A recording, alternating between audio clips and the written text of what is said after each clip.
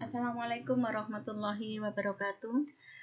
Teman-teman mahasiswa UMSIDA, mudah-mudahan pada hari ini kita selalu mendapatkan rahmat dari Allah, hidayah dari Allah, kenikmatan dari Allah, sehingga apa yang kita lakukan selalu mendapat ridhonya dan kita bisa beraktivitas dengan maksimal. Pertemuan pada hari ini tepatnya pada tanggal 6 Mei 2021 jam 9 jam ke-9, sedangkan kita saat ini pertemuan ke-9 berbicara tentang landasan dan tujuan program kurikulum tahun 1968. Maaf teman-teman, ini tahunnya 1968.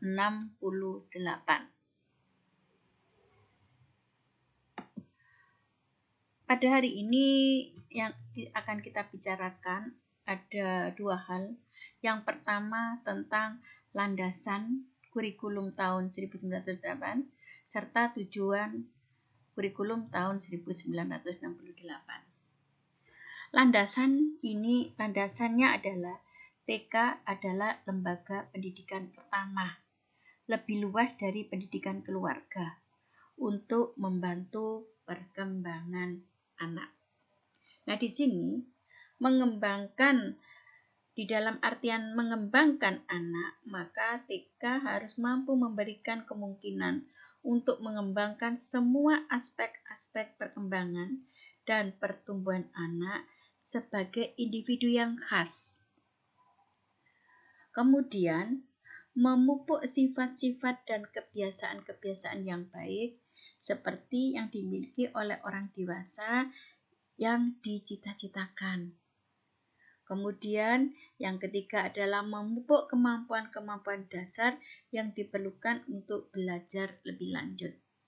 Jadi teman-teman, di dalam kurikulum TK tahun 1968, intinya suatu lembaga harus mampu mengembangkan pembiasaan-pembiasaan yang dilakukan anak. Pembiasaan-pembiasaan yang baik dilakukan anak. Sehingga gini dikatakan semua aspek perkembangan anak, terutama di dalam hal pertumbuhan anak sebagai individu yang khas harus dikembangkan. Aspek-aspek di sini tentunya di dalam kurikulum TK tahun 68 macam-macam, yaitu sesuai garis-garis besar. Tujuan pembelajaran nanti akan saya bicarakan lebih detail. Kemudian pendidikan keluarga untuk membantu perkembangan anak ini karena anak-anak itu lebih banyak di dalam keluarga, dalam pertumbuhan atau tumbuh kembangnya. Sehingga untuk mengetahui hal ini perlunya ada parenting untuk wali murid. Kemudian teman-teman, kurikulum tahun 1968, apa sih tujuannya? Membentuk manusia Indonesia yang bertakwa kepada Tuhan. Jadi tujuan utama adalah manusia Indonesia yang bertakwa dan mempersiapkan diri untuk jenjang berikutnya. Yang dimaksud jenjang berikutnya adalah pendidikan yang lebih tinggi dari pendidikan yang sekarang.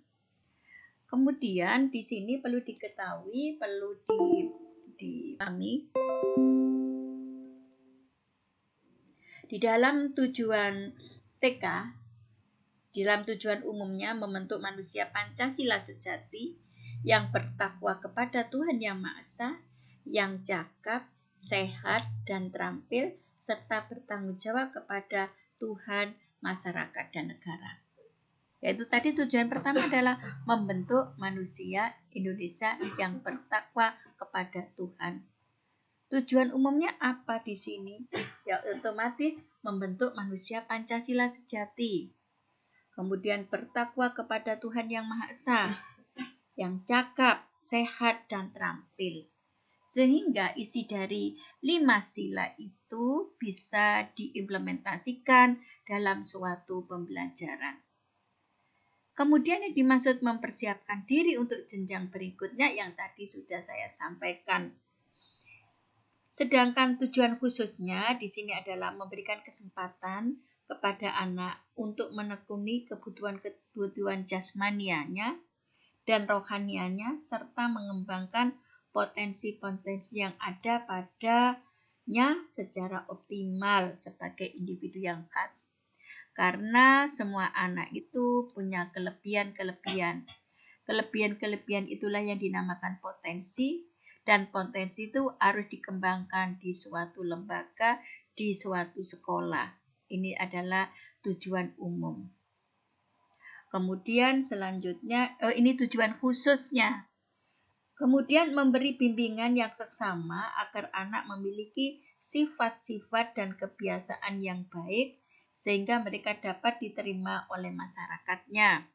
Otomatis mulai pendidikan anak usia taman kanak-kanak, pembiasaan itu sangat diperlukan, yaitu memberikan bimbingan tentang bagaimana ia sopan santun kepada orang yang lebih tua, kemudian bagaimana dia melakukan ibadahnya, misalnya sebelum makan kita berdoa dan lain sebagainya.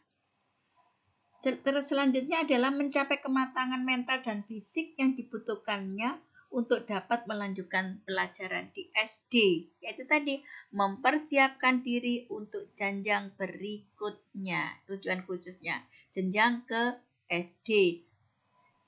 Nah, itu mengenai tujuan umum dan tujuan khusus. Sekarang kita harus mengetahui dasar-dasar kurikulum TK 96. Dasarnya apa saja? Secara dasar filosofinya pertama adalah Pancasila. Di dalam Pancasila itu kebiasaan baik seperti cinta bangsa dan negara.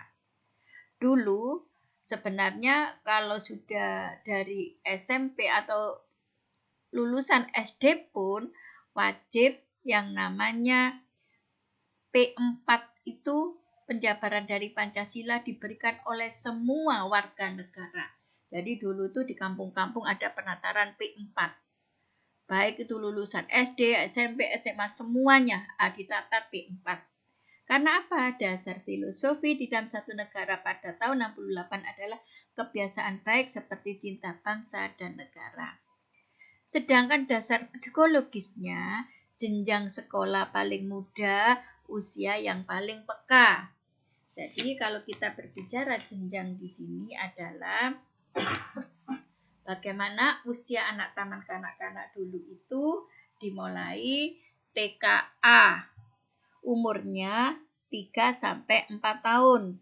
TKB umur 4 sampai 4 tahun. TKC umurnya 5 sampai 6 tahun. Dulu kelas itu ada 3 kelas, kelas A, kelas B, kelas C. Maka di sini dasarnya di situ. Untuk jenjang sekolah paling muda sampai usia yang paling peka. Sedangkan yang tahun kurikulum sekarang, mulai tahun kurikulum 94, pembelajaran di sekolah mulai kelompok A dan kelompok B. Sedangkan kelompok C tidak ada. Kelompok A diawali umur 4-5, B 5-6. Sedangkan yang umur 3-4 masuk di kelompok bermain, itu bedanya. Kalau dulu mulai pembelajaran anak usia TK 3-4 kelompok A, 4-5 kelompok B, 5-6 kelompok C. Kita lanjut teman-teman, dasar sosiologisnya. Mengajarkan anak-anak menyesuaikan diri terhadap masyarakat. Apa sih sebenarnya yang diajarkan untuk anak-anak mampu menyesuaikan diri dengan masyarakat? Kira-kira apa yang harus diberikan anak usia taman kanak-kanak waktu itu? Otomatis pembelajaran dimulai dari apa? Lingkungannya. Jadi Bu Guru di sini selalu berbicara tentang lingkungan sekitar anak. Lingkungan sekitar anak ada siapa? Ada kakek, ada nenek, ada bibi, ada tante, ada adik, ada kakak, ada ayah, ada ibu. Nah, otomatis itu yang diajarkan. Nah, teman-teman, sekarang kita berbicara tentang dasar organisatoris. Apa yang dimaksud dengan dasar organisatoris di sini? Di mana kurikulum yang cocok di taman kanak-kanak, materi yang dulu sudah saya berikan, integrated kurikulum, yaitu bahan kegiatan disampaikan dalam kesatuan yang bulat antara bahan yang satu dengan yang lainnya. Bisa dikatakan namanya terpadu. Jadi terpadu, saling tergantung, saling terkait. Kemudian penentuan bahan kegiatan disesuaikan dengan minat dan kebutuhan anak. Kalau minat dan kebutuhan anak sekarang, kalau di kurikulum sekarang adalah berbicara dengan tema. Selanjutnya adalah penyajian kegiatan diusahakan agar seluruh aspek perkembangan anak mendapat rangsangan untuk berkembang. Memberikan kesempatan pada anak untuk bereksplorasi. Nah, teman-teman, mulai tahun kurikulum tahun 1968, hak-hak anak itu sudah tercantum di sini. Apa hak anak? Penentuan bahan kegiatan disesuaikan dengan minat dan kebutuhan anak. Nah, otomatis kan itu hak anak, bukan hak guru memberikan materi sesuai dengan keinginan bu guru, tetapi keinginan anak. Ini dimulai sudah tahun 1968. Memberikan kesempatan anak untuk bereksplorasi. Bagaimana anak-anak itu mampu bereksplorasi dengan air, mampu bereksplorasi dengan pasir, mampu bereksplorasi dengan berbagai macam zat air yang tidak membahayakan anak.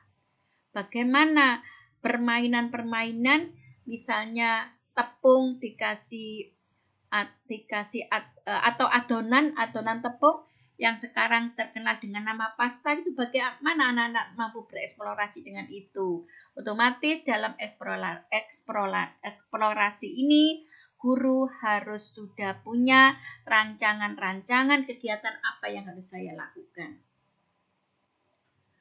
Kemudian memberikan kesempatan untuk pendidikan sosial karena banyak dilakukan kegiatan kelompok, perencanaan bersama, diskusi, dan penilaian bersama. Nah, ini harus diberikan di dalam pembelajaran di taman kanak-kanak, yaitu apa? Memberikan kegiatan-kegiatan kelompok. Jadi di taman kanak-kanak tidak ada pembelajaran secara klasikal. Mulai 1968 pembelajaran melalui kelompok-kelompok. Tidak beda jauh dengan kurikulum sekarang. Dasar-dasarnya sama sebenarnya kalau kita pikir kurikulum 1968 dengan kurikulum yang sekarang. Hanya perbedaannya kurikulum sekarang adalah mengikuti perkembangan zaman. Sekarang ada IT yang lebih canggih, apalagi dengan kondisi yang sekarang harus belajar melalui daring dan lain sebagainya, itu yang harus dikuasai oleh seorang guru. Nah, teman-teman, itu yang bisa saya sampaikan pada hari ini. Sekarang ada tugas individu. Tugas individu adalah rancanglah pembelajaran